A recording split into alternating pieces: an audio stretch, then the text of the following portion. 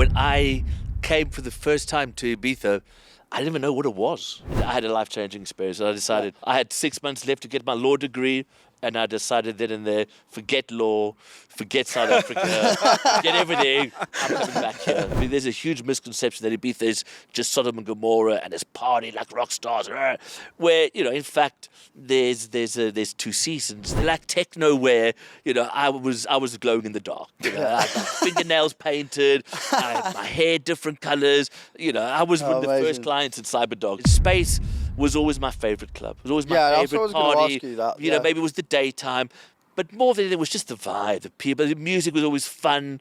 I've never been a fan of music that takes you down. It's just big Fun music. smiles and beautiful people. That's happiness for me. Welcome to another edition of Loud&Unfiltered here in Ibiza. The sun is getting closer to going down. This is our 5th podcast of the day. So, it's been a really super positive day. Met some amazing people. So, I'm here with my co-host, Grego, and the amazing Mark Netto, who's a bit of a Ibiza legend. Not a bit. Mark is one of the, honestly, most amazing people I've met, I think, in Ibiza down the years. Like, Mark, you've been a real mentor to me in some ways. You probably don't know this, but like... crying, from running the parties at home, at Space, through to Pasha, through to everything you've done at Boom, Chinois. I mean, you've really been on the front lines of everything that's happened in the last 20 years. Yeah. How did you end up in Ibiza then? It was all really born out of a love of partying. Yeah. Just wanting to go to parties. When I came for the first time to Ibiza, I didn't even know what it was. I'd seen it on a flyer at a rave in Johannesburg. Right. And I went to visit my mom who's living in Germany, and pure fluke, she'd been to Mallorca and heard Ibiza's popular with the young people. And like 2 days after I went to the rave, it was Danny Rampling playing at an old power station in Joburg. I just got into the scene. It was like my first... What year was this? 95, 96 was the rave in Joburg. And I went to visit my mom, and...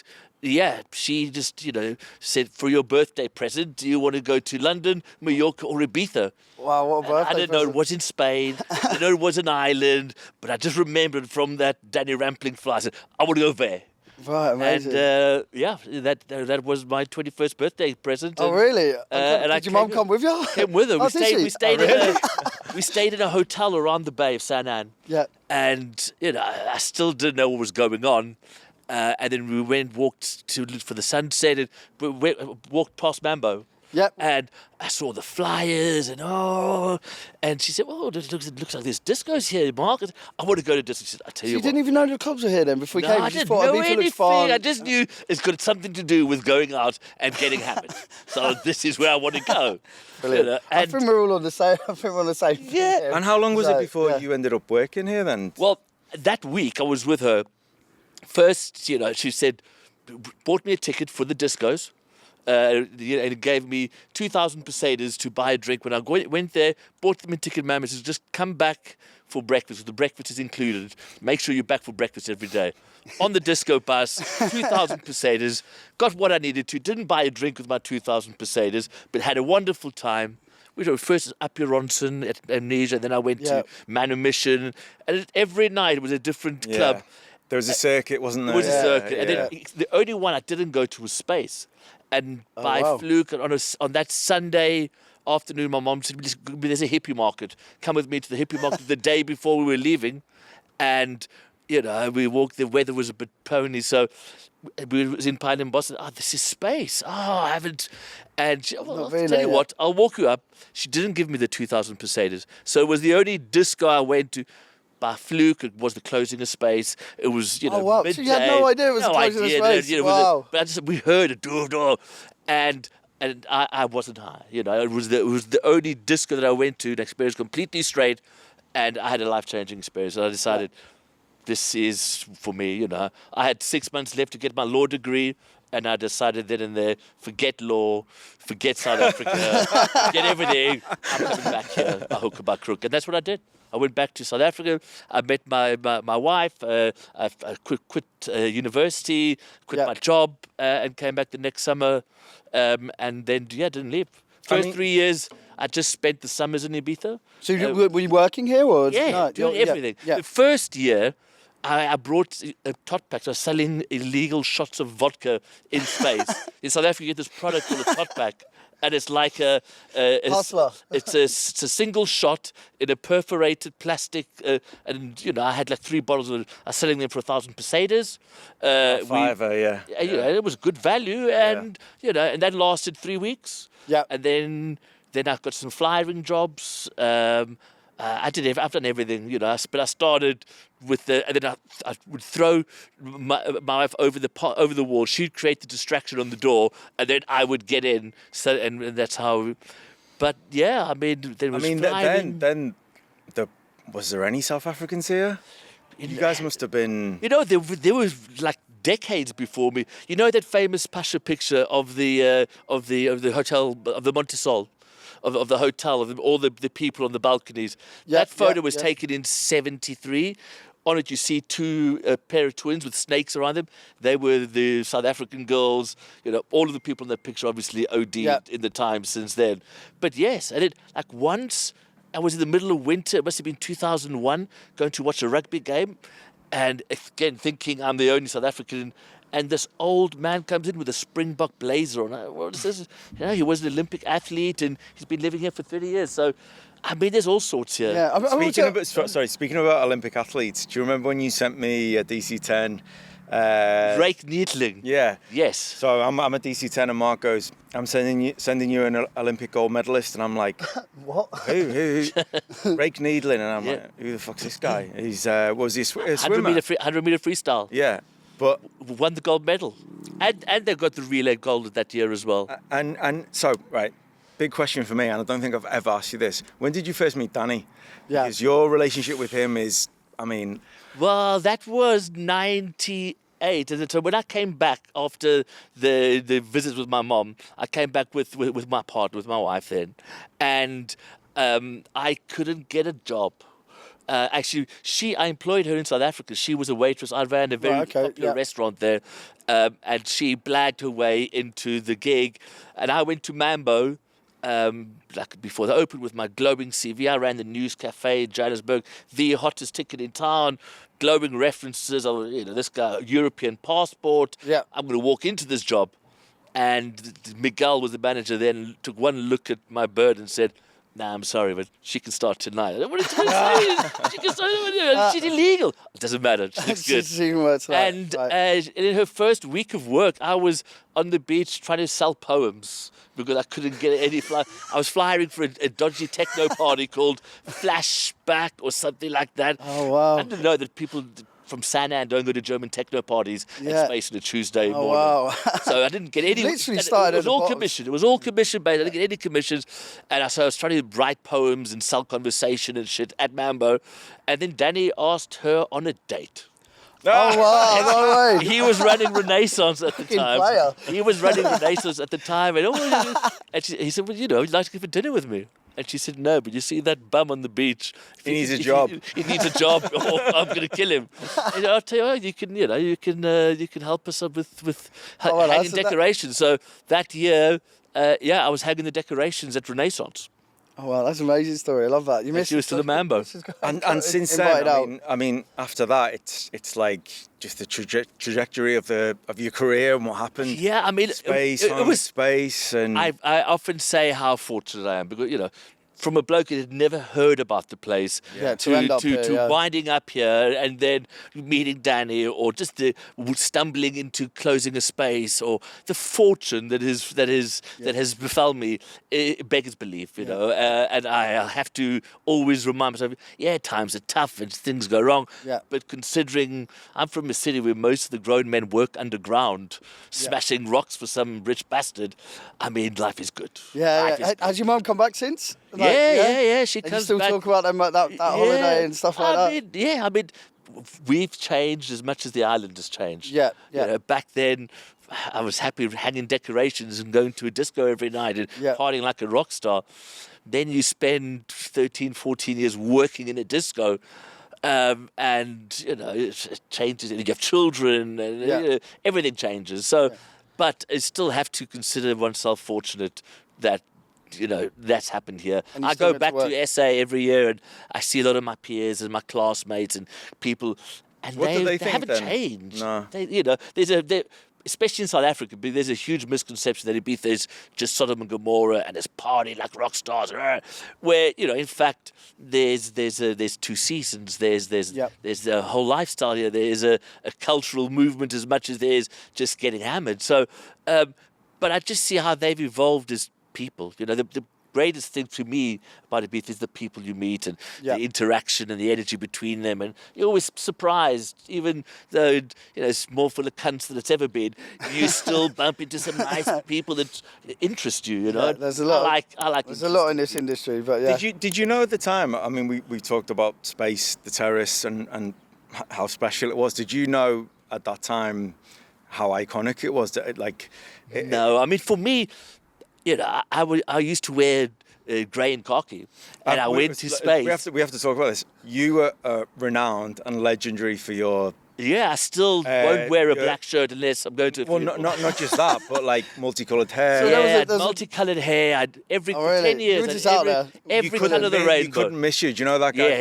Yeah. And The party boy. And The one when with the Music blonde On hair, came on, and purple everyone started hair. wearing their black techno wear, I was glowing in the dark. I had my fingernails painted, I had my hair different colours. I was one of the amazing. first clients in Cyberdog. When I got married in a Cyberdog shirt. Really? and Oh, Cyberdog amazing. pants. Yeah. It was, and I still love colour. Yeah. That was all thanks to space. Yeah. I went the first time I went to space. And I remember, if you remember, there was that Dutch crew with Michigan, and they had their fingernails painted, and the bright beads. It just looked so vibrant. Yeah. So Anything full kind of of life, inspired you a little bit. right? Yeah. And that was part of the inspiration that said, I'm going to go to that place because beautiful people, great vibe, just energy, and it was fucking ballsy to go back to SA, quit everything that I was doing on a couple of hours in a discotheque.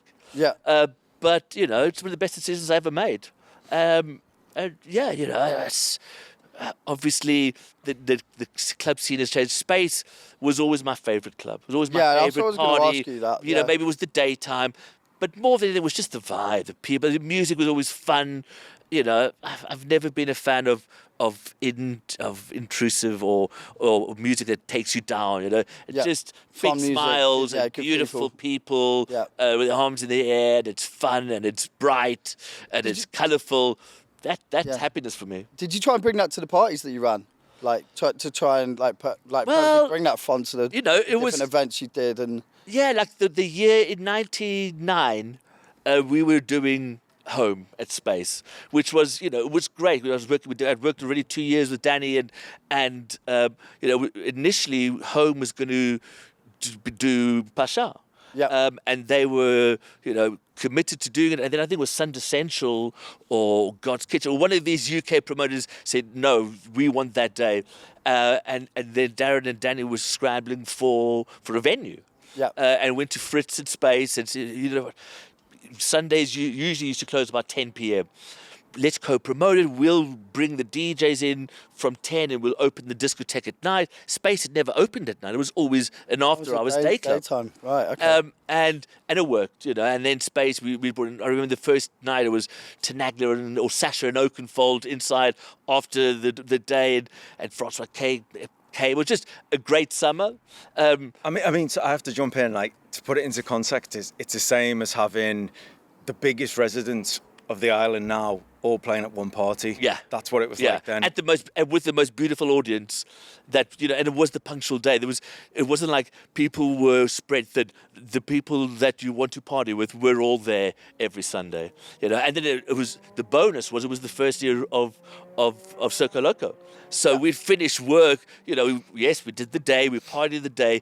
I did the door then. I was driving DJs and doing the door at Space. We'd finish at 6 And that was the first year of Circle Local on a Monday morning at DC10. So it was the perfect storm, you know. Yeah, if it's you were all fitted going in to perfectly, go yeah. on a proper working holiday, and I did that all Working summer. holiday. That's what it was. I mean, I wasn't living here permanently. It was just the summer. All right, okay, so you go back to South Africa? No, and- no, no. I went to the UK. Oh, right, okay. Actually, When I did left When August. did you realise though that this was more than just a holiday? You were like you were involved at Well, a deeper level. I suppose once you leave a place like South Africa and you start to travel and you meet such amazing people and you know, and also a lot of it had to do was, you know, my partner was South African. The UK was the only place you could go and legally work. Right, You know, okay, yeah. so we spent 2 or 3 winters in the UK. I left Ibiza in '99 to go open a home in London. London, yeah. Number 1 Leicester Square. Yeah. I was the picker on the door, and I had to leave. I remember clearly. It was on a Sunday afternoon.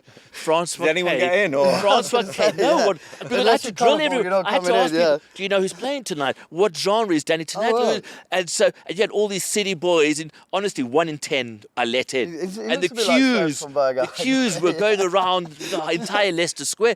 A few nights I had to be escorted to the minicab office because some said, well, I'm going to fucking have you. Who the fuck are you? Some pink-haired South African on the door saying, you can't come in because you don't know who Danny Tenaglia is. I mean, Wow, it was... yeah. But that's what your job as a door picker was, wasn't it? Yeah. I mean, but I had to leave Ibiza on a Sunday. My flight was on a Sunday, been partying all day, and it was Francois K's debut terror set, and he was playing Body and Soul Glasgow, you know. Yeah. And I had to get, fly to London to do my Westminster door supervisor's course. Literally from the terrace of space to the air. And my wife and Danny, they're really into, oh, this man's amazing. And I'm trying to fix the air, sweating like a rapist on the aeroplane to do my London door supervisor with a bunch Did you of boys. pass? Like, yeah. First question, how to be nice. How to be nice to people. How not to lose your temper. I said, fuck, I could be in Ibiza. You could have emailed me or faxed me the memo back then. Oh, it sounds like you've had a lot of jobs in Ibiza. I've done everything. What was your favourite? What was your favourite? Or what was your favourite My job that you favourite had? job of them all. What's one that really stands out that you felt like? Producing parties. Yeah. Doing the parties. When we started in Pacha, when I came to Pacha, then the millennium, I was back in South Africa, and then 1st of April, then we got the call in like January, February. The owners of Pasha wanted Danny and I to come back and book them the biggest club. God's Kitchen was the biggest thing, and work for Pasha full time. Yep. So I moved back and started on the 1st of April 2000, and thinking I was going to be booking God's Kitchen and helping one of the bars. That didn't transpire because the name was... No, it was Gatecrasher. It was Gatecrasher, you're right, it was Gatecrasher. And someone copyrighted it. Another discotheque and you had had to registered change the it name. to GC The 2000. GC Oh, really? 2000. Oh, wow. Yeah. Again, they bust us. Then the third week, we came up with the idea we'll do an after party at Space and call the night Gate Pasha Space Crasher. And again, I love these club wars. and again, we got wars. nabbed. And then we had to come up with a new night. I thought I was going to be working a bar or helping. So I was thrown into, no, we need to book DJs. We need to do a night because this has failed. And yeah, who was the first? The first party we invented a name called Global Sounds, and we had a logo which was the world, which they still use now. And well, Oh, really? who Still, can- the brand's still alive? yeah, isn't the it? global room. We Oh, we right. know. Oh, yeah, of course, yeah. Yeah, and who would pick up the phone? And it was Darren Emerson and Eric Murillo. I remember they were the first ones that, okay, well, we'll come in 6 days. We knew Amy Thompson well. Yeah. Amy was married to Darren. She was looking after Eric, and and then the next week, who could we go? Let's ring a Deep Dish. Okay, Deep Dish, and they came. And the week after, Dave again. Oh, Mark, I'll play And it just built just from flights there. and. But the point I'm trying to make is those guys that came on such a short notice, the ones Yeah. became the basis for our residencies for the next 10 years. Well, I mean, Mark, Yeah. we touched on this with someone else the other day. Like you and Danny, pretty much. I mean, you changed the whole story of how things worked here, because in the 90s it was all promoters. Everything was promoter led. Cream, Renaissance, Ministry, All the promoters. Manumission, and then like this. Yeah. At Pasha, it was like, okay, well, we don't need the promoter anymore. However, the owner has resented us for that ever since. From Right. day one, he would say, these fucking DJs are ruining the nightlife, and and in reality, his beef was he wasn't King Kong anymore. People Yeah. were coming to the club, and Not- then they he weren't also going to the club resented for the club, they were he coming also for the resented artists, yeah. he also resented the promoters, like Ministry of Sound. He despised their team, but they were the busiest nights in the club, so Yeah. he would reluctantly give them. And then I remember in 2000, our first year, they came in midsummer and demanded a better deal, and Or what would they do? whole- Just let and off they left, didn't or deal just didn't like- deal with Danny and I. They Yeah. went straight to the owner, and these club owners, they think they're King Kong. They're pussycats that have struck it lucky. Yeah. And when some ruthless London businessman comes in and says, no, you want this and this, or we're out, they crumble. Right, okay. And that's exactly what. Yeah. The day after, complained to me, these fucking English promoters. So there was always a resentment there. But to the point, he also resented what we did because, he used to say that when I opened Pasha, the DJ used to come in and play all night, and when he finished the night, he would sweep the dance floor. That's a proper DJ. I'd love to see Proper David Guetta sweep sweeping the dance floor off the end of his night. And I think Chrissy does that a little bit. but he sometimes. always would pay the deposits. He'd always agree to the money, but then vent to, we were the first foreign people that worked in Pacha. Yeah, We were right. called Los Ingleses. I'm South African. And, and when we started in 2000, couldn't speak Spanish. English was a rumor in Ibiza in the winter. Yeah. Ringing for my dial-up modem, ringing movie star. You couldn't get away speaking in English. I mean, Well, even in that time, even at Pasha, I mean, the DJ booth used to be on the steps going down to the dance floor. It wasn't. what about the centre global stage. room? Yeah. We booked the S-Men in 2000, and it was Sneak, Roger, and Junior playing, three of them in this book, and the DJ booth was facing the wall because it used to be reel to reel. And I'm saying, BT, right. Oh, wow. can we no, but it's been like that since 1973. So, but we're not using reel to reel anymore. Yeah, and these were the battles that we had to fight every. It was first like- time I booked Calvin. Imagine that. Calvin Harris, who was playing for Underwater. He'd just done this disco record. He was one to watch. And, he's a bit quirky on his rider, and he wanted a bottle of tequila, which probably cost the same as his fee. I think it was, €1,000 or 500 euros. Oh, it's a nice bottle of tequila. Yeah. Nice bottle of tequila. But just the fact that it looked like it, he was taking the piss. I said, no. I said, but this guy's going to be a star. No, we can't do it. So, I put in a request for some other for some other petty cash. Go to the store, buy the bottle of tequila that he wants, put it under my jacket. Go in. I get nicked on the door of Pasha trying to smuggle in a bottle of tequila for a DJ. And I'm trying to That's just explain mental. to these goons. I That say, is guys, mental. I'm just let me do my job correctly. Yeah, this is what I'm trying to do. Yeah. And we felt it was those early years. There was lots of that kind of difficult. Why Like, does having the battles DJ that- want another bottle Yeah, of I champagne? suppose it's a different era from the club owners back then to then coming into a new way of doing things with 100%. DJs, and even into how it is now. Like the business is very professional now. It So is. if a DJ has Well, something on their rider, and have on a rider. and the the thing is, promoter's not smoggling for tequila us, under their jacket. for us, so- because we were booking the DJs, and Yeah. as you said, the nights weren't promoter based; they were DJ led. We weren't just booking the DJs; we were doing the artwork, we were doing the promotion, we were doing the logistics. We were, we set up the magazine, everything which hadn't been done yet. And it hadn't been done in 30, 40 years. There was no one there that was going to do it. So if we set up the record label, the magazine agency. launch, Yeah, Time, it must have been proper agency. fun, like trying to check. It was hard changing work. things. I mean, yeah, obviously, in the early years, we were running 6 nights a week. Flower Power was my night off, which was, I don't think I ever went to Flower Power in the 13 years I was working there, because that was just, you need a night off. Yeah. But you're in a discotheque every night, in the office by 4, pre-party. We were running the pre-parties then. We were running the promo, doing the design, the beach parades. It was, and they're still running the night. And that's fighting it, yeah, and looking a after the goon DJs, for yeah. a fucking another bottle of Merv of Veuve Clicquot that they've got for nothing, and having to have the same argument, and then I couldn't even speak the lingo. I learned Spanish very quickly thanks to those stubborn arguments. Yeah, that how I you had could with get them. yourself out in Mark, better situations. we've spoken about this before many times, that it still persists in a way that It does. there's a kind of almost a a reluctance to accept the... Yeah, and that is island mentality Yeah. to a lot of a degree. You know, I don't want to use the word racist, but it's just there is a certain mindset that these Who are these foreigners who are these coming foreign in, telling us what bastards to coming do? here, Yeah. demanding shit, taking over our paradise, but they reluctantly do it at the end. And what is exhausting, and the arguments had is, at the end of the day, that David Guetta is going to get another bottle of champagne because he wants it, and he's making fortunes for the disco. Yeah, you're so paying that much why are money, we you doing might this as well silly give them- dance every week with the same good? Fighting over wristbands, but the DJ's already had 20 wristbands. It's their DJ booth. If he wants to put 100 people there, that's his prerogative.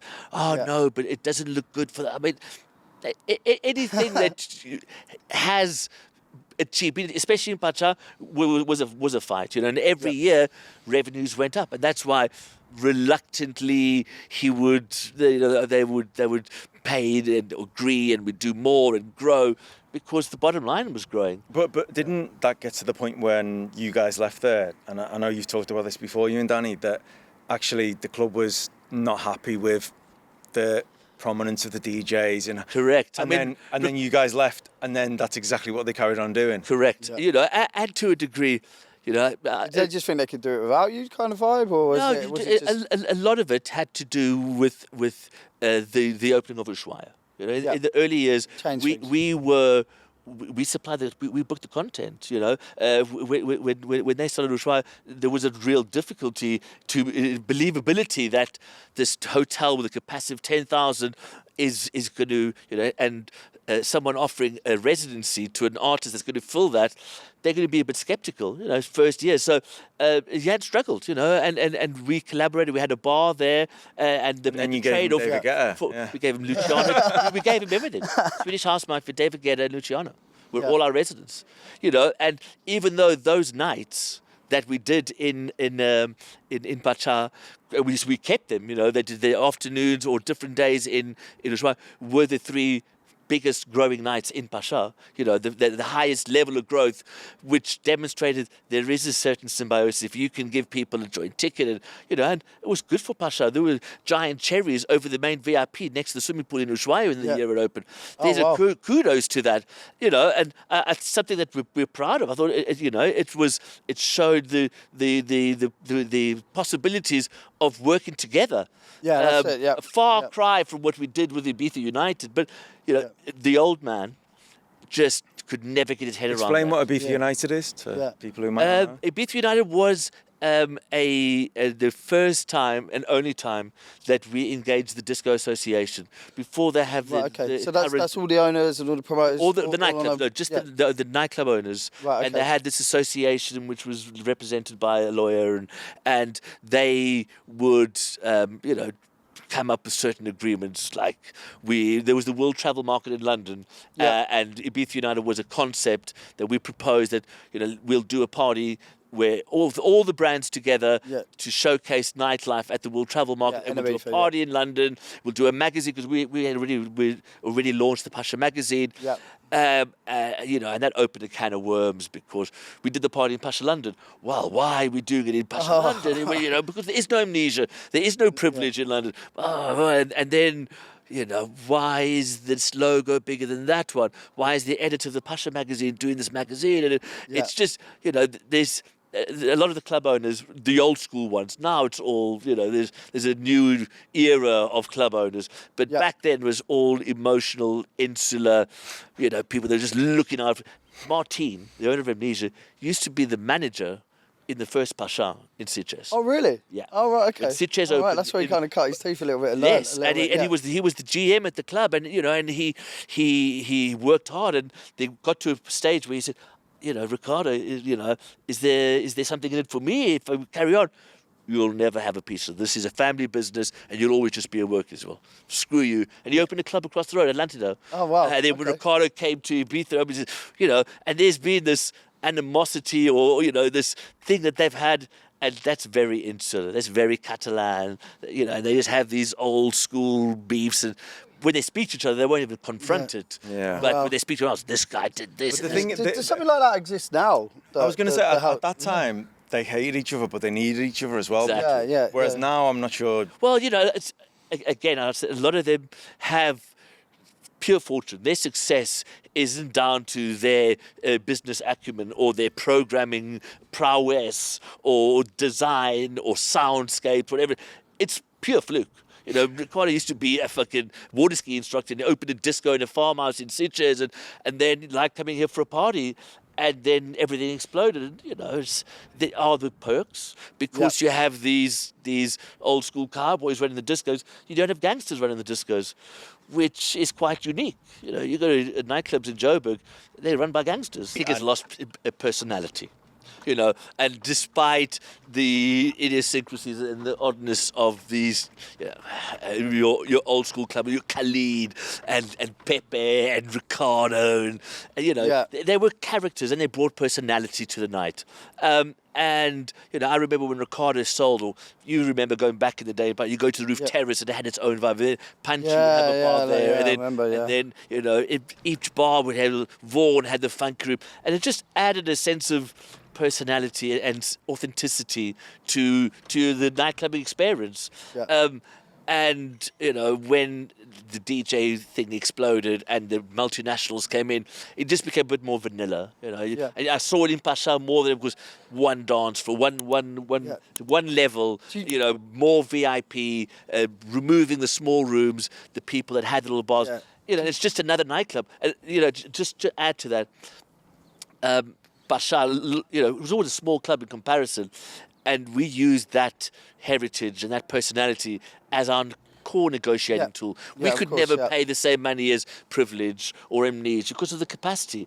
And using that personality gave us the ability to say, you know, we are. Danny's famous quote, no player is bigger than the club. He used that all the time when he was negotiating, and if it was for Frankie Knuckles or if it was Jeff Mills, whoever it was. No player is bigger than the club. Yeah, definitely. Do you see how it's changed now where maybe it's still about the DJ, but it's a lot more production-led? Like, yes. And like all the visuals everywhere. And obviously we've got a brand new club opening on the island. And like, how do you think that's going to shake things up and change things? And their production level is obviously going to be off the scale, festival level, I would imagine. I agree. So my gripe ain't with the production. My gripe ain't with you know the preconsidered sets and the finger pointing coordination. You know, it's not how it used to be. But my big gripe is with the ratio of VIP to dance floor. How the kids and the vibe makers are being squeezed out. You know, and I think, and you know, I understand it's business. I've been here long enough. I've seen the wheel turn. I rent out my house in the summer. You know, everybody is in it to win it. But looking at the long term, you know, the bigger picture, I don't think they're doing themselves any favors by focusing so heavily on the current wave of VIP Saint-Tropez popularity, because you know, there are not many magical dance floor moments left. Maybe opening, closing Amnesia, or you know, a crazy day in DC10. It's short-sighted, isn't it? Because at the minute it's working. Cashing in while you can. But in 10 years, if the dance floor is not busy, exactly, those VIP. You know, and I think Universe is going. You know, Jan's a great promoter. You know, I think what he's done and the level of promotion and aggression and production and everything that they do is perfect. However, you know, looking at the long term, Ibiza needs dance floor. It needs to be, you know, like me, fucking run the Bay of San Anne, or my first year living in an apart hotel with a shared bathroom for a season. You know, that's part of the journey. If you're just coming here and, you know, ordering a bottle of Dom and pouring it over your Rolex isn't cool. I've seen come through that. How do you think, because it's been a big topic we've been speaking over the last couple of days on the pod, it's like, how is the island going to attract kids? Or is there going to be a generation lost to this? Or what do you think's the answer there? Because instead of it going more and more, is it cheaper tickets? Is it... I mean, the hotels are not going to bring down their prices. Or people just coming for 24 hours and sleeping on the beach now and going home. It's like... these are normal ravers. people. These are normal jobs. These are nurses and builders, you know, people... And they can't...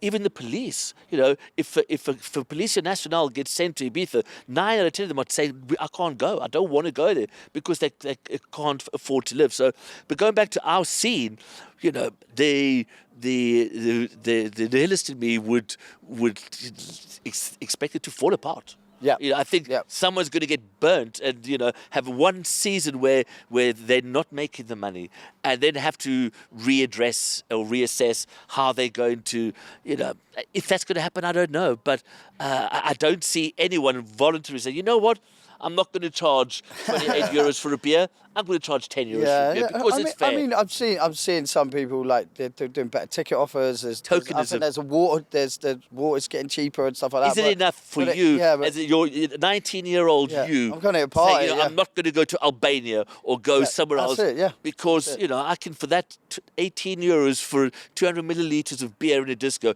I can buy a case. But so do you think that's going to be a problem then? Like dance floors are going to be, I think the dance floors will be empty and it'll just be the VIPs, and then the VIPs will stop coming when the dance floor becomes empty. Exactly. Because they're here to look cool to the dance floor. Exactly. You know, I remember the first few years in Pasha, you know, there was the VIP, it was next to the dance floor. You didn't, you know, there was a rope, a bloke with a rope. And I remember the Sultan of Brunei, you know, at his table, and he saw this bird from Blackpool.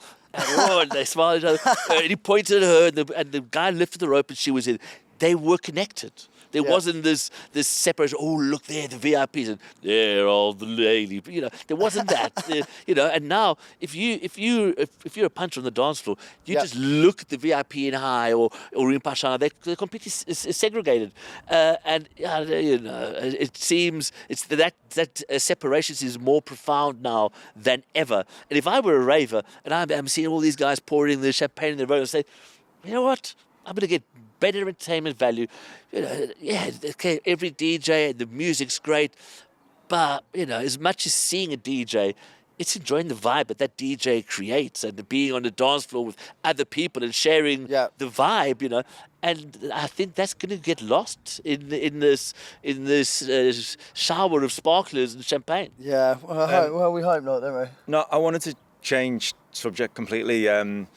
You've recently, I think since last year, been involved with the DJ Awards. Obviously, DJ Awards at Pasha was a really close collaboration as well for many years. Yeah. So you were probably involved and knew it well then.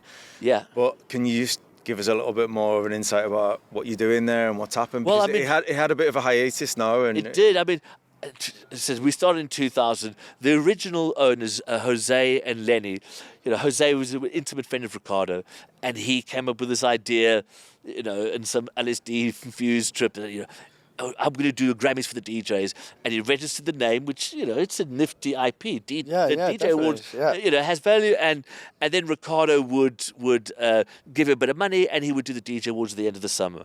But he wasn't immersed in the industry. He didn't really, you know, he was just a hippie from the 60s who was a mate of the owner. So even then, when Danny and I started in Pacha, we were very, very involved with contacting the DJs and programming the after parties. And then, it was strange. Like last year, August, or beginning of last year,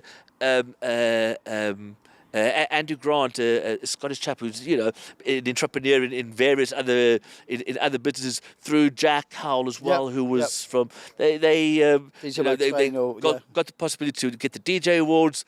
I came on late because, you know, it needs someone that understands both the island, the venues, and the contacts with the artists as well. The contacts with the artists, really important to, you know, actually bringing it back as well. Bringing it back, I had to over deliver. That was it. And you know, and it for me, it's been cool. I'm not in a disco every night, so I'm happy that I'm you know, still in the game and relevant in the game and doing what I enjoy, but without the physical strain of getting hammered and being out partying every night, you know. So and then also they have ideas for growth, you know, setting up the grand jury, going to America, doing DJ Awards USA, looking to the Middle East. You know, I like things which resonate with me, that seem to, you know, and I've spent 25 years in the DJ business. Yeah. I can't walk away from it now. I love the Kryptonite Awards. Well, you know the whole story of the Kryptonite. Everyone's super proud of that one. The other partner is another, you know, proper OG hippie, and the pair of them were at Esvedra, on a trip, and then saw the 3 aliens. I forget the names. And the aliens brought them the kryptonite and said, "You are now empowered to celebrate X's and DJs." And for the first 3 years, the logo was the little alien head. And the kryptonite, a lot has changed, but the kryptonite has remained constant throughout. As a homage to those guys, I suppose. Yeah. Oh no, amazing. I think that there's big plans with it, and last year's awards was amazing. Yeah. And I think everyone's super happy to have it back, and it's there's big plans going on. It needs to continue its organic growth. Yeah. It's 25 years, isn't it? Next year. About that, yeah. The first one was in '98. Yeah. 98 was the first one. I'm not very good at maths. Neither am I. But 28 years. You were here 99. 24 years. Yeah, 27 years. All right. That's Like a that. bit older. And there were a few years, 2 or 3 years that didn't do didn't it. have it. Right. Okay. Right. But yeah, it's nice to do something. I mean, look, it's been nice to be involved with so many projects from the outset. When we left Pasha, we did Boom, and then I had an American investor, being co-founding IMS. These are things which you wouldn't have even imagined possible when I want to go there. It's nice to see how these things have grown. And, I still see myself as a fucking raver, to be honest. I still have. Do you still go out? I do. I mean, I don't have the pink hair and the fluoro pants anymore, but I still have FOMO. Yeah. I'm still, I'm still looking at lineups. I look at the lives, and I feel comfortable and enjoy being in a nightclub. It's not about people and banging music. I'm not busting moves at the dance floor. As well, Mark. I mean, look, when you look back and honestly, some of those years, especially during the years of Pasha and stuff, they were really iconic years. Massive. I think you turned what the industry is now. It became more professional and it changed the way it works and everything. So some of the things I'm very proud of what you and Danny did. One anecdote, which is unbelievable. You'd think it's unbelievable, but it's true.